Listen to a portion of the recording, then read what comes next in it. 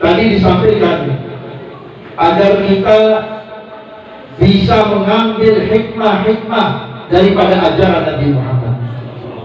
Maka oleh karena itu umat Islam dianjurkan untuk menjadi umat yang cerdas. Umat yang cerdas. Jadi kalau umat itu cerdas, apapun yang turun yang datang dari Allah, kita tidak akan salah menafsirkan. Ada satu ayat yang mana Allah Ta'ala berfirman, di mana Allah menjawab akan kegundahan hati Nabi Muhammad. Nabi Muhammad lagi sumpah, lagi gundah hatinya, karena Abu Jahal itu sudah beberapa kali diperlihatkan mukjizat Nabi Muhammad, tapi tidak membuat Abu Jahal beriman kepada Allah lewat Nabi Muhammad. Turunlah firman Allah yang berbunyi, "Hei Muhammad, sesungguhnya engkau tidak bisa memperdengarkan hatinya orang yang sudah mati." Tapi di situ tidak sebut hati. Engkau tidak bisa memperdengarkan orang yang sudah mati. Tapi kata kelompok yang tadi disebutkan oleh Ustaz Ahmad Sultan, yaitu kelompok Wahabi, bahwa orang yang mati itu sudah tidak perlu didoakan karena dia akan dengar. Saudara-saudara, ayat ini untuk Abu Jahal, bukan untuk orang di dalam kubur. Kalau orang di dalam kubur, yang kita doakan bukan jasadnya. Kalau jasad sudah hancur, telinganya sudah hancur, matanya sudah hancur, badannya sudah hancur. Tapi yang tidak pernah hancur dan yang masih hidup adalah rohnya. Maka di situ kalau kita mendoakan atau mengirimkan Fatihah, ila ruhi fulan bin fulan atau fulan binti fulan, tidak mungkin kita mengatakan ila jasadi fulan bin fulan, karena jasadnya sudah hancur. Akan tetapi karena si penerimanya nggak cerdas, otaknya kurang cemerlang, jadi salah penafsiran. Seperti ada satu orang membaca satu kitab, di situ tertulis habbatus sauda dawa'un min kulidah. Akan tetapi habbatus sauda di sini karena kitab sudah lama ketambah titik.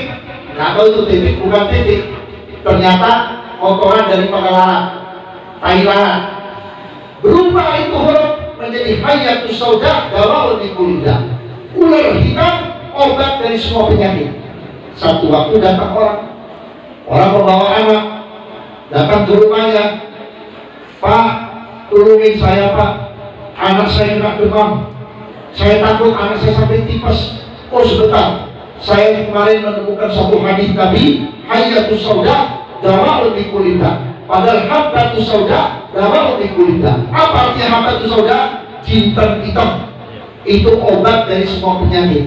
Tetapi karena kitabnya kelamaan, gak pernah dibuka, kemudian ada laler mengeluarkan kotoran, nempel di bawah bak menjadi hayatus sauda, yaitu ular hitam adalah obat semua penyakit. Dia cari ular hitam, dipenggal, dibakar, kemudian diremus-remus, ditaruh di air, diminumkan kepada bocah, mati itu bocah. Kenapa? Salah penafsiran, kurang cerdas. Kita umat Islam harus cerdas. Tadi sudah disampaikan oleh Habib Syekh satu ayat, wa'tasimu bihablillahi jami'an wa la tafarraqu. Berpeganglah dengan tali Allah dan jangan berpecah belah. Ayat ini sudah sekian ribu tahun diturunkan oleh Allah lewat Nabi Muhammad, di negeri kita nggak laku, di Indonesia nggak laku. Kalau laku nggak ada partai Pak. Kalau laku umat Islam nggak bisa dipecah belah. Kalau laku tidak ada aliran sesat. Kenapa? Allah turunkan agama cuma satu, Islam. Gak ada Islam Nusantara, itu Islam yang goblok. Gak ada. Islam satu. Islam di Arab, Islam di Ciomas sama. Buktinya apa? Di Ciomas ada Quran gak? Di Batangan ada Quran gak? Di Arab ada Quran gak? Coba masing-masing dibuka, alimnya lengkap. Gak ada alimnya bengkok, baknya kayak perahu, gak ada yang nungging. Artinya apa? Islam itu agama sama, tetapi orang yang goblok, yang berubah-ubah Islam. Makanya dikatakan oleh Allah, wa'tasimu bihablillahi jami'an wa la tafarraqu. Berpegang teguhlah dengan agama Allah. Ada sesuatu Yang kita mau tanyakan kembali kepada Allah. Lewat mana? Lewat Quran. Lewat mana? Lewat hadis. Saya nggak paham, ada guru, ada kiai, ada ustadz. Sekarang di Indonesia, sekarang lagi mulai ngetren pesantren tahfidzul Quran, pesantren penghafal Quran, tapi belum ada tahfidul Quran, pesantren yang memahamkan Al-Quran. Akhirnya apa? Banyak orang yang hafal Quran bukan tambah benar, tambah ngawur. Ada di Bandung seorang pemuda yang menganggap dirinya hafal Quran. Dia buka satu surat, di situ dijelaskan bahwa wajadaka dhalan fahada. Ternyata Nabi Muhammad itu pernah sesat. Kalau bahasa orang babakan, oh Nabi juga pernah jadi preman, pernah nakal. Saya mau tanya, pernahkah Nabi Muhammad nakal? Pernahkah Nabi Muhammad salah? Pernahkah Nabi Muhammad jadi orang jahat? Tidak pernah. Kenapa? Karena Nabi dibentuk oleh Allah sebelum Allah ciptakan dunia, sebelum Allah ciptakan surga dan neraka, sebelum Allah ciptakan langit dan bumi. Pertama yang diciptakan oleh Allah nur, cahaya, yang mana cahaya ini nanti menjelma menjadi Nabi Muhammad. Makanya tidak ada kesalahan dalam diri Nabi Muhammad, tidak ada kekurangan dalam diri Nabi Muhammad. Silakan aja kalau ada yang mengatakan Nabi Muhammad rembes, silakan aja kalau ada yang mengatakan Nabi Muhammad sama dengan orang biasa, silakan aja orang boleh mengatakan Nabi Muhammad punya kesalahan. Orang yang memuliakan orang mulia pasti dia mulia, tapi menghinakan orang yang dimuliakan oleh Allah, siapapun, turunan apapun, dia pasti dihinakan oleh Allah Subhanahu wa Ta'ala. Saudara-saudara hadirin, di sini pemahaman yang paling penting. Kemudian apa? Orang ini berkata bahwa wajadaka dhalan fahada. Nabi Muhammad itu pernah sesat, baru dapat hidayah dari Allah. Saudara-saudara, ini ayat turun ketika Nabi Muhammad lagi pusing. Karena Nabi Muhammad manusia, ada pusingnya, ada keselnya, ada galonya. Cuma galonya Nabi nggak kayak kita. Kalau galonya kita karena pacar, galonya kita karena nggak punya fulus, galonya kita karena partinya kalah, galonya kita karena nggak keangkat jadi anggota DPR, galonya Nabi Muhammad karena umat. Takut umatnya masuk neraka, takut umatnya salah, takut apa yang Allah perintahkan untuk Nabi Muhammad, apa yang Allah tugaskan untuk Nabi Muhammad, Nabi Muhammad tidak bisa menjalankan. Di situ galonya. Nabi galau waktu itu melihat kaum jahiliyah akhlaknya bejat yang luar biasa. Ada anak muda seumur 20 sampai 30 lagi menuntun ibunya seperti menuntun kambing. Ditarik-tarik ibunya, kemudian dibawa kepada teman-temannya yang sedang kumpul. Hei kawan-kawanku, saya butuh duit, saya butuh fulus. Siapa di antara antum semua, di antara anda yang pengen mencicipi tubuh ibuku? Siapa yang mau mencicipi kenikmatan yang ada di badan ibu? Temannya berkata, saya mau. Berapa dirham? Berapa real? Sekian. Yang saya mau sekian dirham, sekian real. Diundi, dilelang ibunya. Setelah itu ditarik ibu ke satu ruangan yang kosong dan gelap, diantri oleh teman-teman. Nabi Musa dan ya Allah, bagaimana? Kemudian Nabi melihat orang miskin, orang fakir, bukan dibantu, bukan ditolong, malah dijadikan keledai, dicambuk-cambuk, dipukul-pukul, karena mentang-mentang orang fakir ini sudah dibeli menjadi budak. Di situ Nabi Muhammad pusing. Bagaimana cara ya Allah saya memberikan dakwah kepada mereka supaya dakwah saya diterima? Di situ turun firman Allah, wa wajadaka dhalan fahada. Engkau dalam keadaan galau, engkau dalam keadaan bingung ya Muhammad. Tenang, aku kasih konsep, aku kasih cara bagaimana caranya engkau berdakwah dan bisa menyebabkan dia berubah menjadi hamba Allah yang soleh dan beriman kepada aku. Itu ayat tujuannya, saudara-saudara.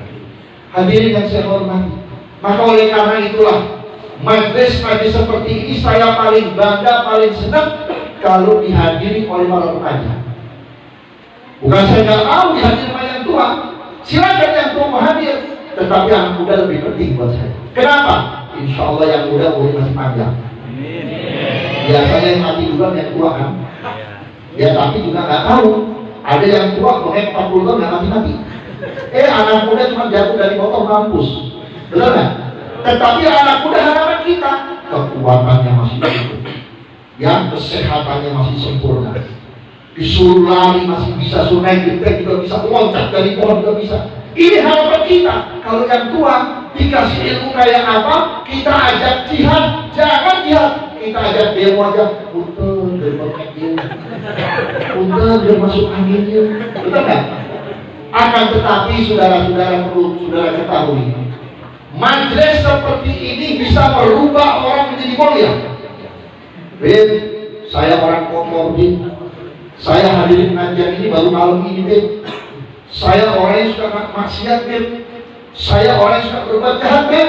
Mohon maaf, ada yang lebih jahat dari antum, ada yang lebih keji dari antum. Di zaman Habib Abu Bakar Al-Adri radhiyallahu anhu, anak daripada Sahibul Ratib yang namanya saya gunakan untuk majlis dakwah Adri, beliau seorang wali besar dan memiliki kekayaan yang luar biasa. Itu kudanya kalau ditepok perutnya, maaf ya, mengeluarkan kotoran itu bukan kotoran emas. Sehingga di negeri Aden banyak orang miskin jadi kaya hanya ngumpulin kotoran kudanya yang bakal Aden. Tapi kayanya bukan kesombong, kayanya itu dakwah. Satu waktu ada raja maling, biangnya maling, kedempotnya maling. Dia penasaran, dia kenal Habib Abu Bakar Adri seorang wali, tapi nggak tahu rumahnya. Dia jalan ada rumah mewah, di enter jendelanya semuanya serba emas. Kata maling, ntar malam saya bakal masuk, bakal saya satronin, bakal saya masuk, bakal saya curi. Apa yang ada di rumah itu? Begitu buka pintu kurang lebih jam 3 malam. Begitu buka pintu dia masuk ke dalam, dilihat Habib Abu Bakar Adri sedang tahajud. Beliau kalau tahajud itu ada tempat yang namanya balai. Kalau bahasa sini apa? Balai. Ya, ada balai kurang lebih 1 meter lah tingginya. Lalu kalau tahajud di atas balai. Nanti sebelum subuh dia keluar ke masjid. Kalau belum subuh dia tahajud di situ. Karena maling sudah ke dalam rumah, dia lihat tuan rumahnya masih sholat, dan maling ini nggak tahu kalau yang sholat bukan Adri. Dia tahu nama, nggak tahu rumah. Dipikir bukan rumahnya bukan Adri. Itu maling langsung masuk tiarap ke bawah balai, menunggu tuan rumahnya ini keluar ke masjid. Subhanallah, saudara-saudara, rupanya maling ini dapat doa daripada Habib Abu Bakar Adri. Mendapat doa. Habib Abu Bakar Adri ini setiap habis sholat tahajud selalu mengulang-ulangi doanya. Kalau bahasa kita qasidah, ilahi nas'aluka bismillah Allahumma bihil mustafa farid alaina bi bismillahir rahmanir rahim wa nahmadu ala na'mufina. Yang itu biasa qasidahin, padahal itu doa itu, ya. Jadi saya minta itu qasidah benar-benar jadi doa. Rupanya si maling ini diam, bukan maling, diam, cuma dengerin. Ya Allah, kapan ini tuan rumah kabur, ya Allah? Kapan ini tuan rumah keluar, ya Allah? Saya mau ngambil sesuatu. Disitulah Allah Ta'ala anugerahkan. Jadi doanya bukan Adri itu masuk kepada maling, turun kepada maling. Pada malingnya nggak tahu kalau itu doa. Selesai, sebelum subuh Habib Abu Bakar Adri biasanya keluar ke masjid, ini nggak keluar. Ada orang ketuk pintu. Siapa itu? Kepala suku atau kepala gobila. Kalau bahasa kita ini kepala apa? Kepala di kepala desa. Apa itu? Bukan, orang orang lain. Kepala dusun. Setiap ada sesuatu di kampung itu harus laporan pada Abu Bakar Adri. Karena beliau seorang ulama besar. Tok-tok pintu, assalamualaikum, waalaikumsalam. Ada apa?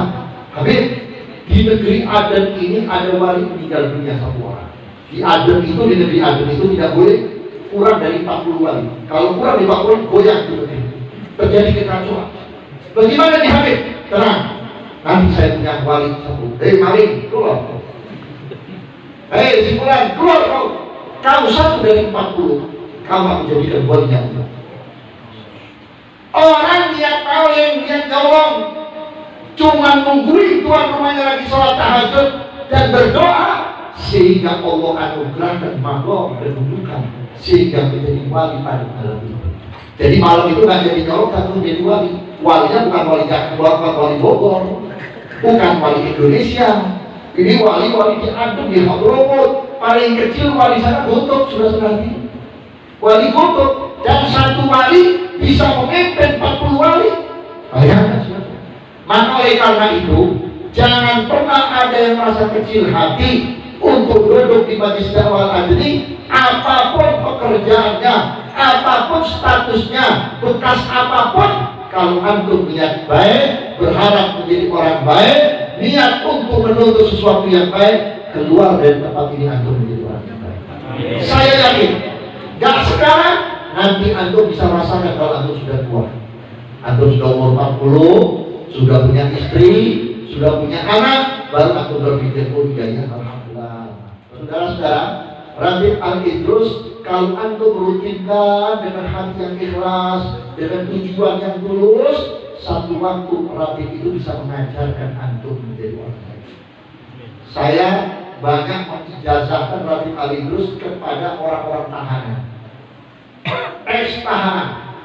Begitu saya berikan, mereka nggak tahu bahasa Arab. Sampai saya suruh ketik lagi bahasa Indonesia, ya, pakai bahasa Indonesia. Lama-kelamaan dia baca dengan tulus, dengan ikhlas. 1 tahun saya ketemu, ini orang sudah berkali-kali menghatamkan Quran. Kaget saya.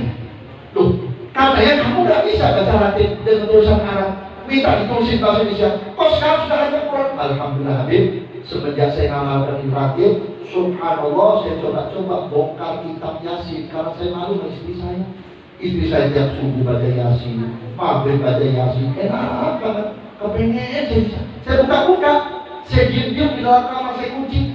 Aku sih bisa baca Yasin Habib, sampai akhir Habib. Terus saya lancarkan baca Yasin. Lama-kelamaan saya coba dengan Al-Quran yang 30 juz, dari mulai Fatihah, Alif Lam sampai akhir. Alhamdulillah ya Habib, dengan berkata Ratib, saya sudah menghatam Quran Alif 3 kali.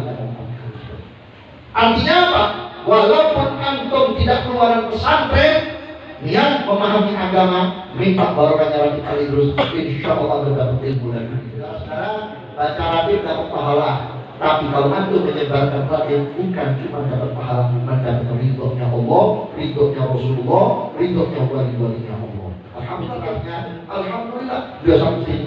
Dan saya katakan sama beliau, banyak pesantren tahfidzul Quran, penghafal Quran. Tapi tolong ditambahkan pondok pesantren tahfidz wa tafhim, pemahaman Quran. Sebab kalau cuma apal toh, kalau nggak tahu isinya kita nggak bisa berubah, betul nggak?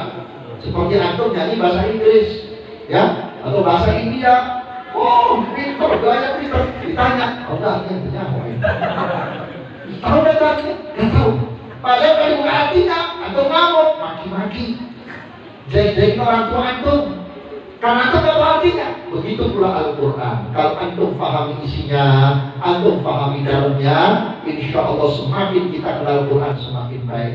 Terus terang saudara-saudara, kalau nggak ada pengajian seperti itu, udah kiamat di Indonesia. Bayangkan, maksiat sekarang dilegalkan, minuman keras diperbolehkan. Nanti kalau minuman keras berhasil, zina. Kalau zina udah berhasil, riba. Riba sudah berhasil, judi. Kalau sudah semuanya berhasil, janji Nabi Muhammad akan menjadi kenyataan. Apa kata Nabi? Idza zana bi ummati wa la'ibatil qumar wal maisir yursilullahu alaihim thalatha balaya. Kalau perzinahan, perjudian, kemudian riba sudah merajalela, mana yang sudah dibebaskan, maka Allah akan turunkan 3 bala. Yang pertama, al-jawru fil bilad, akan terjadi kekacauan di dalam negeri. Lihat Indonesia, pernah tenang gak? Dari zaman merdeka sampai zaman Jokowi gak pernah tenang, ribut dulu. Benar tidak? Rakyatnya susah, yang senang orang asing, yang menderita pribumi, umat Islam yang berjuang, umat Islam yang ditindih, umat Islam yang dituduh, umat Islam yang diinjak, umat Islam yang dihinakan, umat Islam yang diadu domba, pada umat Islam yang berjuang. Yang kedua apa? Wadikul manisha. Nanti hidup kita sempit, biar kita punya duit 1 miliar, 2 miliar, tetap hidup kita susah. Tanya ke orang-orang kaya, ajak ngomong orang-orang kaya yang punya duit miliaran, pasti cerita ya Allah, doain dong saya nih bang, usaha lagi kejepit bang, doain dong bang, masih enak cakep, cuma bisa selingkuh terus bang. Doain dong bang, Anak saya kuliah tapi berantem dulu, kemarin ditangkap polisi karena narkoba. Kacau terus. Kenapa? Karena di situ ada maksiat. Yang ketiga ini yang paling saya takutin, saudara-saudara. Wal mautu ala su'il khatimah.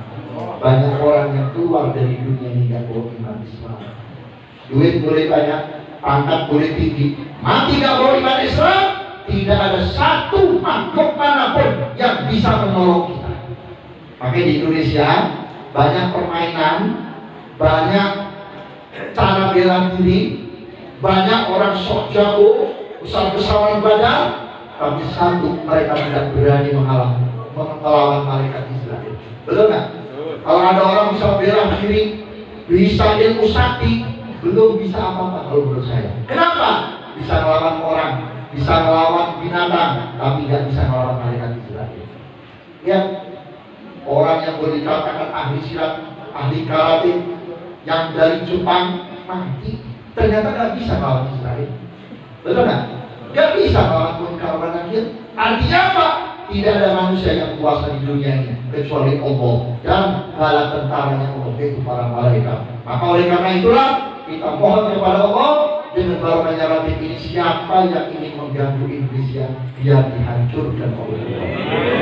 Siapa yang bercita-cita jelek terhadap umat Nabi Muhammad di Indonesia, dan siapa yang berniat jelek dengan syiar dakwahnya Wali Songo di Indonesia, hancurkan mereka sampai ke akar-akarnya ya Allah, dan jangan diberi hidup di Indonesia ya Allah. Kenapa? Karena kita khawatir anak umat Nabi Muhammad ini yang makin hari makin ditinggalkan ulama, makin hari makin ditinggalkan guru, tidak ada lagi pegangan, akhirnya mereka menjadi orang yang sesat. Ini yang paling saya khawatirkan. Jangan sampai kita mati dalam keadaan suruh Fatimah. Kita berharap kepada Allah, ya Allah biha, ya Allah biha, ya Allah bi husnil khatimah. Kurang dan lebihnya mohon maaf. Assalamualaikum warahmatullahi wabarakatuh.